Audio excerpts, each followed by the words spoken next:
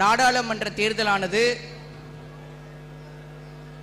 ஒரு பாசிசத்தை விரட்டி அடிக்கக்கூடிய ஒரு தேர்தல். அதாவது ஆரியத்திற்கும் திராவிடத்திற்குமான போர். இங்கே பல்வேறு விஷயங்கள் நம்மளுக்குள்ளே கருத்து வேறுபாடுகள் முரண்பாடுகள் இருந்தாலும் இந்திய கூட்டணி தேர்ந்தெடுக்கக்கூடிய வேட்பாளர் தான் இங்கே வெற்றி பெற வேண்டும். நம்மளுடைய தமிழ்நாட்டின் முதல்வர் அண்ணன் தளபதி அவர்கள் யாரை கை நீட்டுகிறாரோ அவர்தான் பிரதமராக வேண்டும் என்ற ஒற்றை குறிக்கோளோடு இந்த கூட்டத்தை இங்கே கூட்டியிருக்கின்ற அனைவருக்குமே என்னுடைய நன்றியை தெரிவித்துக் கொள்கிறேன். மோடி அவர்கள் கோவைக்கு வருகும் பொழுது ஒரு விஷயத்தை மட்டும் சொன்னாங்க. இது மட்டும் நான் தெளிவாக சொல்லிட்டு நான் போயிடுறேன். 10 ஆண்டு காலம் ஆட்சி செய்த நரேந்திர மோடி அவர்கள் இது வெறும் ட்ரெய்லர் தான் அப்படின்னு சொல்லியிருக்கிறார்.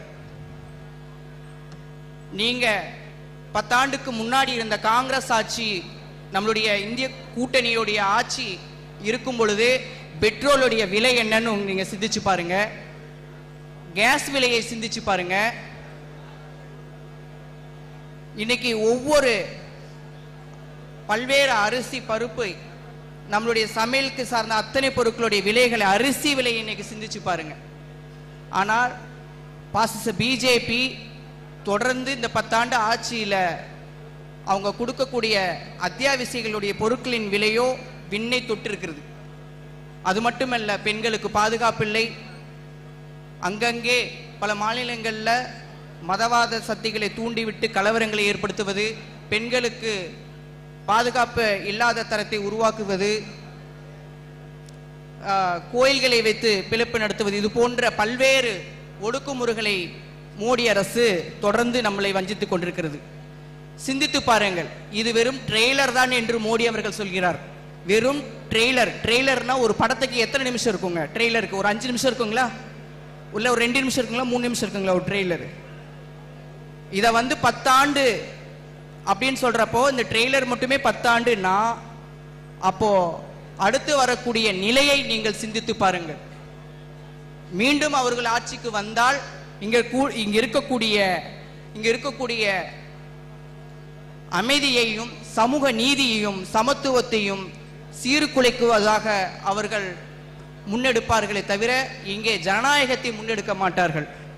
ஆகவே தோழர்களே நீங்கள் எல்லாம் சிந்தித்து நம் ஒவ்வொருவரும் சராசரி 10 நபர்களுக்காவது இதை எடுத்துரைக்க வேண்டும். பாசிச சக்திகளை இங்கிருந்து விரட்டி அடிக்க வேண்டும். மதவாத சக்திகளை விரட்டி அடிக்க வேண்டும். சாதி மதத்தை இங்கே வைத்து பிளவுபடுத்தக்கூடிய அந்நிய சக்திகளை இங்கிருந்தே இந்திய கூட்டணியின் வெற்றி வேட்பாளர் அண்ணன் இரு கரங்களை இன்று நம்முடைய நின்று கொண்டு அவரை வெற்றி பெற செய்து இங்கிருந்து அந்நிய சக்திகளை அத்தனை பேரத்தையும் விரட்டி அடிக்க வேண்டும். இங்கே தோழர்களே, நீங்கள் எல்லாரும் ஒவ்வொரு கிராமப்புற பகுதிகள் எல்லாம் சென்று இந்த பாசிச மதவாத பிஜேபி, அதுக்கு துணை போகின்ற கள்ள கூட்டணியில் இருக்கின்ற அதிமுகவும் இவர்களே பிரிந்திருக்கிறார்கள் என்று எண்ணிவிட வேண்டாம். இவர்கள் 2 பேருமே கள்ள கூட்டணியோடு உறவு வைத்துக் கொண்டுதான் இருக்கிறார்களே தவிர அவர் பிரிந்தில்லை. ஆகவே அவர் யார் வெற்றி பெற்றாலும் நம்மளுக்கு ஆபத்து. அதனால நம்ம யாருக்கு வாக்களிக்கணும்? நம்மளுடைய தலைவர் யாருக்கு சொல்லிக்கிறாரு? 40 தொகுதியிலும் நம்மளுடைய முத்தமிழர் தலைவர் கலைஞர் அவர்கள் தான் வேட்பாளராக நிற்கிறார். ஆகையால் அதை எண்ணி நம்மளுடைய நாமக்கல் மேற்கு மாவட்டத்தில், குறிப்பாக திருச்செங்கோட்டில் அதிக பெருவாரியான வாக்கு வித்தியாசத்தில் நம்மளுடைய வேட்பாளர் அண்ணன் மாதேஸ்வரன் அவர்களை 5 லட்சம் வாக்குகள் வித்தியாசத்தில் வெற்றி பெற செய்ய வேண்டும். இந்த வாய்ப்புக்கு நன்றி கூறி விடைபெறுகிறேன். நன்றி, வணக்கம்.